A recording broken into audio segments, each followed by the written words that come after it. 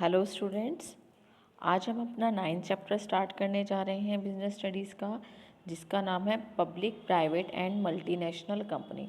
इससे पहले हमने पढ़ा था फॉर्म्स ऑफ ऑर्गेनाइजेशन, जिसमें हमें चूज़ करना था कि हम कौन सी ऑर्गेनाइजेशन को चूज़ करेंगे अकॉर्डिंग टू, अब बता सकते हैं फाइनेंस और रिस्क इसके अकॉर्डिंग। ठीक है, आज के हम इस चैप्टर में पढ़ेंगे जो 9th चैप्टर है public, private and multinational company की। पब्लिक कंपनी कौन सी होती है, प्राइवेट कंपनी कौन सी होती है और मल्टीनेशनल कंपनी कौन कौन सी होती है। वैसे हमें पता है कि कंपनी क्या है, हम पहले डिस्कस कर चुके हैं फॉर्मेशन ऑफ अ कंपनी कि जिसमें हमें लार्ज कैपिटल की नीड होती है।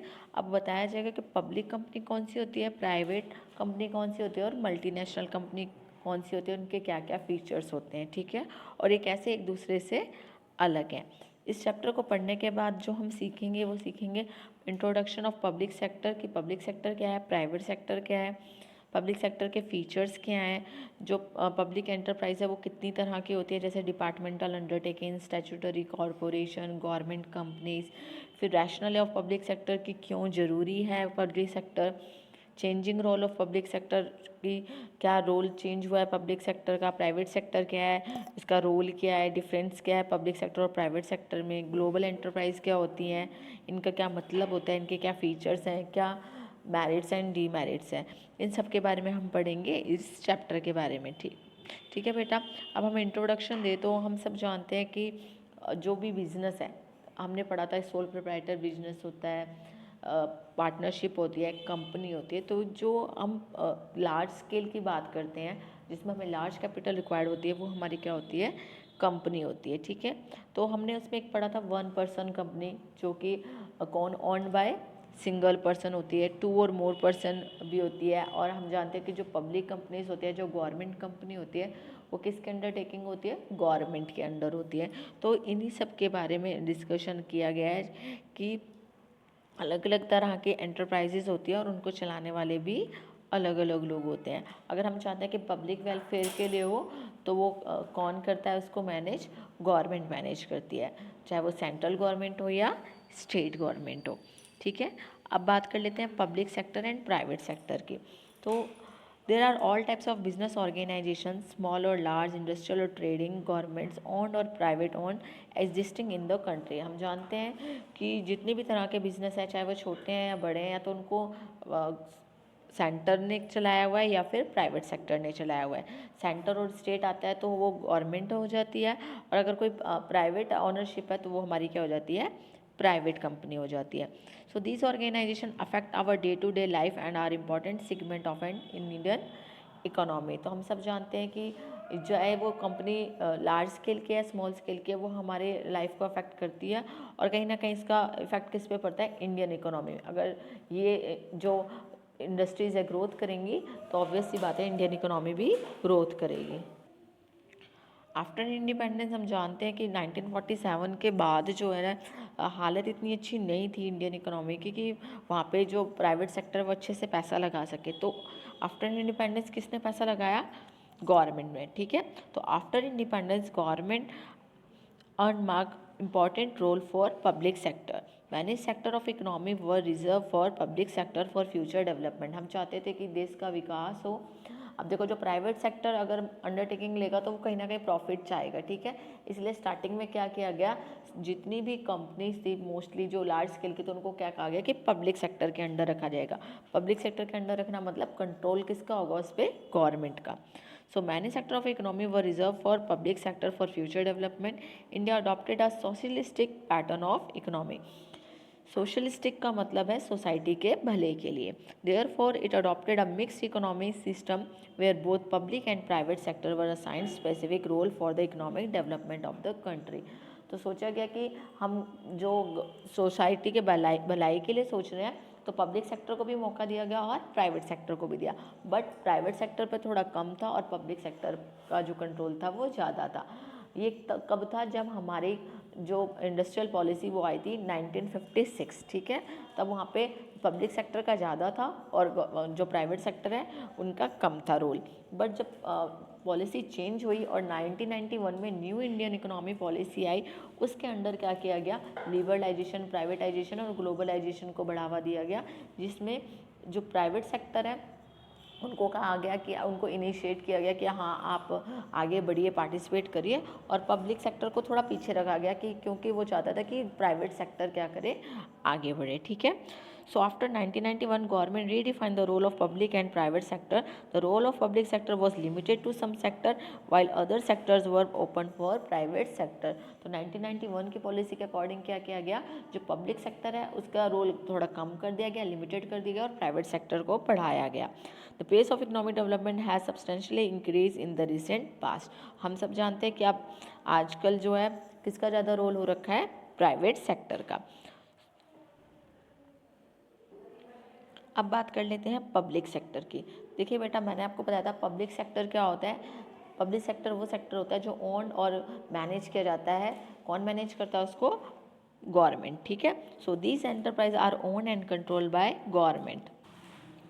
Either whole or most of the investment is done by the government. बता रहा है कि या तो पूरी की पूरी या फिर जो उनमें से मोस्ट ऑफ द पार्ट होता है इन्वेस्टमेंट का, वो कौन देता है, गवर्नमेंट देती है। The aim of this unit is to provide goods and service at reasonable price. क्योंकि बेटा ये गवर्नमेंट सेक्टर है तो क्या चाहती है, सोसाइटी के भले के लिए चाहती है, तो चाहती है कि जो गुड्स एंड सर्विस दी जाए वो रीजनेबल प्राइस पे दी जाए। Example of public enterprise our life insurance corporation of India, जैसे LIC होगी हमारी, FCI होगी food corporation of India, and Indian oil corporation. तो ये क्या है, हमारी पब्लिक सेक्टर है। ठीक है। इनका मेन एम जो होता है वो क्या होता है कि पब्लिक को सर्विस प्रोवाइड करना। ठीक है। तो industrial policy resolution of 1948 and 1956 assign major role to public sector for the balance economic development of India. बता रहा है कि जो 48 और 1956 में जो रोल था पब्लिक सेक्टर का वो बहुत ज़्यादा था। A large number of industry were reserve for public sector for future development. अभी मैंने आपको बताया कि जो पब्लिक सेक्टर का उसका रोल 1956 टू 1991 तक मोस्टली बहुत ज़्यादा रहा। 1991 की पॉलिसी के बाद किसका रोल बढ़ा दिया गया, प्राइवेट सेक्टर का। ठीक है। क्यों बढ़ाया गया, क्योंकि after over 4 decades the public sector could not deliver the desire result. जब देखा कि 40 साल के बाद, 4 डिकेड्स मतलब 40 ईयर्स के बाद भी देखा क्या कि जो रिजल्ट वो चाहते थे वो सक्सेसफुल नहीं हो पाया, तो करके उन्होंने क्या किया, पब्लिक सेक्टर को कहा कि भाई पब्लिक सेक्टर तो जो डिज़ायर रिजल्ट चाहिए वो हम नहीं अचीव कर पा रहे हैं, तो उन्होंने किसको आगे बढ़ाने की सोची, प्राइवेट सेक्टर की। जो लाइसेंस सिस्टम था, लाइसेंस सिस्टम में क्या होता था, जो प्राइवेट सेक्टर अगर मान के चल रहे कुछ खोलना चाहता है, प्राइवेट कंपनी खोल इस्टेब्लाइज करनी है, तो उनको लाइसेंस लेना पड़ता था हर चीज़ के लिए। तो उस लाइसेंस सिस्टम को क्या किया, अबॉलिश किया गया और कुछ लिमिटेड सेक्टर तक ही, वो लिमिटेड इंडस्ट्री तक ही कर दिया गया। जैसे कि अल्कोहलिक प्रोडक्ट्स के लिए आपको लाइसेंस लेना पड़ता है, ड्रग्स के लिए, ड्रग्स मीन्स यहाँ पे मेडिसिन की बात कर रही हूँ मैं, उसके लिए कहा गया कि आपको क्या लेना पड़ेगा, लाइसेंस लेना पड़ेगा। अगर आप कोई डिफेंस के इक्विपमेंट बना रहे हैं तो आपको लाइसेंस लेना पड़ेगा, बट बाकी जितनी भी फील्ड है उसमें आपको लाइसेंस लेने की नीड नहीं है। Industrial policy 1991 reserve the role of public sector and only 3 industry were reserve for public sector and private sector could enter all other sectors. तो 1991 के बाद क्या हो गया, 3 सेक्टर्स को ही बोला गया कि आप इसमें पब्लिक सेक्टर कर दीजिए और बाकी सब प्राइवेट सेक्टर के लिए खोल दिया गया। उसमें एक है हमारे इंडियन रेलवे। जो इंडियन रेलवे हमारी जो पोस्टल सर्विस है ये हमारी गवर्नमेंट के अंडर आती है, और जो बाकी के हैं सेक्टर्स रह जाते हैं वो हमारे किस में आ जाते हैं, प्राइवेट सेक्टर के अंडर। तो this policy accelerate the pace of economic development and various sector of economy showed encouraging result. इस 1991 की पॉलिसी के बाद क्या हुआ कि जो प्राइवेट सेक्टर का उसका जो रोल है वो इंक्रीज़ हुआ और इसका पॉजिटिव रिजल्ट भी देखने को मिले। ठीक है। अगर हम बात करें फीचर्स ऑफ पब्लिक सेक्टर की, पब्लिक सेक्टर किस तरह की कंपनी होती है, तो मैंने आपको बताया ये ओन्ड और मैनेज कौन करता है, इसको गवर्नमेंट करती है। ठीक है। The capital is invested by central government, state government और लोकल बॉडीज आइदर सिंगली और जॉइंटली। या तो आप सिंगली उसको पूरे का पूरा पैसा सेंट्रल गवर्नमेंट लगा दे या स्टेट लगा दे, या जॉइंटली उसमें पैसा लगाते हैं। द मैनेजमेंट एंड कंट्रोल अभी मैंने बताया कौन चलाता है, गवर्नमेंट। रन कौन करेगा इसको, the bureaucrats are appointed to run this enterprise. देखो बेटा, ब्यूरोक्रेट्स क्या होते हैं, जो एम्प्लॉयज़ जो गवर्नमेंट चूज़ करती है ना, उनको हम क्या बोलते हैं, ब्यूरोक्रेट्स। जो इनका मेन मोटिव होता है वो पब्लिक सर्विस होता है, और प्रॉफिट मोटिव उसका सेकेंडरी एम होता है कि हाँ करना तो है पर लेकिन इतना प्रॉफिट अर्न नहीं करना। जो फाइनेंशियल मैनेजमेंट है किसके हैंड में होता है, गवर्नमेंट के हैंड में होता है, ठीक है। This enterprise are accountable to general public, general public को अकाउंटेबल होती है भाई ये काम क्यों नहीं हुआ या ऐसे क्यों नहीं हुआ। दिस एंटरप्राइज आर ऑटोनोमस और सेमी ऑटोनोमस। देखो ऑटोनोमस क्या होता है, जो अपनी मर्जी से चलाते हैं, मतलब उन फ्रीडम होती है उनके पास, और सेमी ऑटोनोमस का मतलब होता है कि कभी कुछ काम के लिए उनके पास फ्रीडम होती है और कुछ काम के लिए उनको परमिशन लेनी पड़ती है। अब बात कर लेते हैं फॉर्म्स ऑफ पब्लिक एंटरप्राइज की, कितनी तरह की होती है हमारी public enterprise. An important question arises as to what should be the form of organization for running state enterprise। अगर हम स्टेट एंटरप्राइज की बात करें हैं, राज्य स्तर पे बात कर रहे हैं, तो बताते हैं कि भाई किस तरह की वो होनी चाहिए। तो a suitable form of organization will increase the efficiency of concern and excessive dependence on government for finance will increase government interference in the day to day working। अगर हम चाहते हैं कि भाई हमारी डे टू डे वर्किंग में government ज़्यादा participate ना करे, तो हम क्या करेंगे, उसको थोड़ा कम करने की कोशिश करेंगे, किसको, पब्लिक सेक्टर को, ठीक है।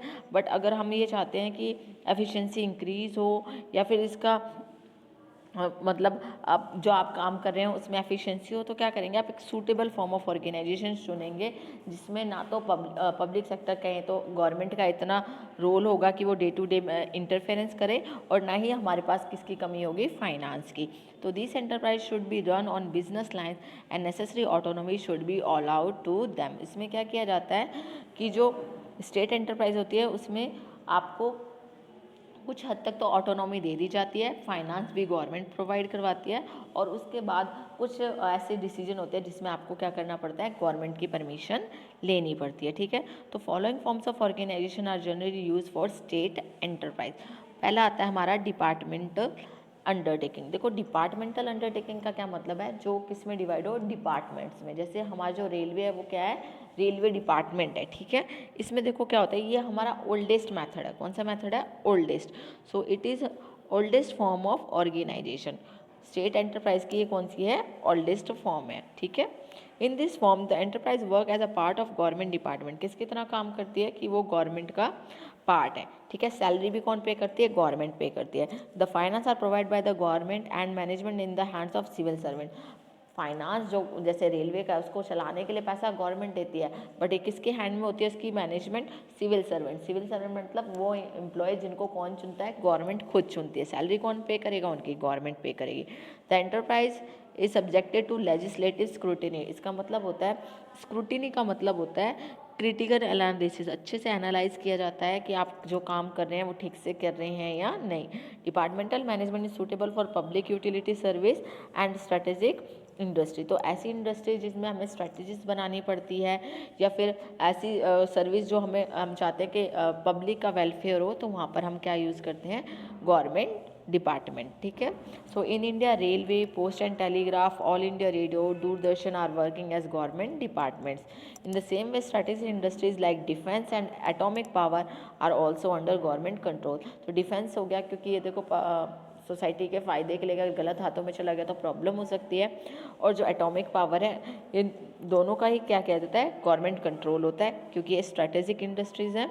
और जो रेलवे, पोस्ट, ये सारी चीज़ें क्योंकि ये पब्लिक यूटिलिटी के लिए है, इन पे भी किसका कंट्रोल होता है, गवर्नमेंट का।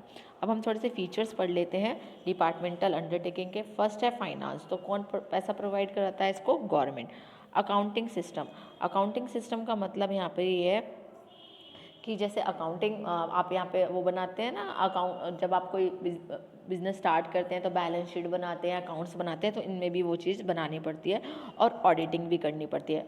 ऑडिटिंग का मतलब होता है कि आपने जो अकाउंट्स बनाए होते हैं उनकी चेकिंग की जाती है कि सही तरह से अकाउंट बने हैं या नहीं। अपॉइंटमेंट ऑफ एम्प्लॉय कौन करेगा, गवर्नमेंट ही करेगी। तो सैलरी भी कौन पे करेगा, government. The employees of this enterprise are government employees, ठीक है। The enterprise is headed by an IAS officer and civil servants whose part post are transferable. तो जो उनको पोस्ट वगैरह दी जाती है वो भी क्या होती है, ट्रांसफरेबल होती है, कि आज जैसे मुंबई में पोस्ट है तो कल को हरियाणा में भी हो सकती है। अकाउंटेबिलिटी की बात करें तो हाँ ऑब्वियस ये अकाउंटेबल होते हैं क्योंकि ये हमारी गवर्नमेंट एंटरप्राइज है। So the enterprise is considered as a sub division of the government department and is subject to control of the ministry. कौन कंट्रोल करता है इसको? मिनिस्ट्री। जैसे रेलवे को कौन कंट्रोल करेगा? रेलवे मिनिस्ट्री, ओके, यानी रेलवे मिनिस्टर। मैनेजमेंट की बात करें, the enterprise is directly under the concern department and is accountable to it. तो बता रहा है कि जो मैनेजमेंट की बात करें तो कौन चलाता है? Concern department. जो डिपार्टमेंट है, जैसे रेलवे को कौन चलाता है? रेलवे डिपार्टमेंट, ठीक है। अब इसके कुछ मेरिट्स देख लेते हैं कि इसके फ़ायदे क्या क्या है। फर्स्ट है सूटेबल फॉर नेशनल सिक्योरिटी। जहाँ नेशनल सिक्योरिटी की बात आ जाती है, पब्लिक यूटिलिटी की बात आ जाती है, तो सबसे ज़्यादा हम डिपार्टमेंटल फॉर्म पे बिलीव करते हैं, ठीक है, क्योंकि इनका जो मेन मोटिव होता है वो क्या होता है? सर्विस प्रोवाइड करना, ठीक है, ना कि प्रॉफिट अर्न करना। फिर आता है अब इसके कुछ मेरिट्स देख लेते हैं। फर्स्ट है सूटेबल फॉर नेशनल सिक्योरिटी। तो देखो बेटा, डिपार्टमेंटल जो ऑर्गेनाइजेशन होती है वो गवर्नमेंट चलाती है उसको, तो ऑब्वियस सी बात है वो नेशनल सिक्योरिटी का ध्यान रखते हैं, क्योंकि इनका जो मेन एम होता है वो क्या होता है? पब्लिक को सर्विस प्रोवाइड करना, ना कि प्रॉफिट अर्न करना। So the motive of this industry is not to earn profit but to provide service at cheap rates. Strategic industries like defense and atomic power cannot be better managed than under government department. इनसे अच्छा कोई नहीं चला सकता। क्यों? क्योंकि ये सब किसके अंडर आती है? गवर्नमेंट के अंडर आती है, और उनका जो मेन एम होता है वो क्या होता है? पब्लिक सर्विस प्रोवाइड करवाना। नेक्स्ट की बात करें तो है कंप्लीट गवर्नमेंट कंट्रोल। तो देखो बेटा, हमने पढ़ा था कि जो पब्लिक डिपार्टमेंट होते हैं वो उनके ऊपर किसका कंट्रोल होता है? गवर्नमेंट का कंट्रोल होता है। उनकी सैलरी भी जो होती है एम्प्लॉयज़ की कौन पे करता है? गवर्नमेंट पे करता है। So these undertaking are associated with one of the government department. Government can regulate their working in a proper way. Answerable to parliament. तो देखो, जो डिपार्टमेंट्स होते हैं, गवर्नमेंट डिपार्टमेंट्स, वो किसको आंसरेबल होते हैं? पब्लिक को आंसरेबल होते हैं, और डायरेक्ट पब्लिक तो उनसे क्वेश्चन नहीं करेगी, तो किसके थ्रू होते हैं वो? पार्लियामेंट के थ्रू। पार्लियामेंट में उनसे क्वेश्चन किए जाते हैं। So government is answerable to the parliament for the working of departmental undertaking. कल को अगर रेलवे डिपार्टमेंट या पोस्टल डिपार्टमेंट अच्छा काम नहीं करता, तो वो पार्लियामेंट में जो गवर्नमेंट है उस टाइम पे वो क्या होती है? आंसरेबल होती है कि काम ढंग से क्यों नहीं हो रहा।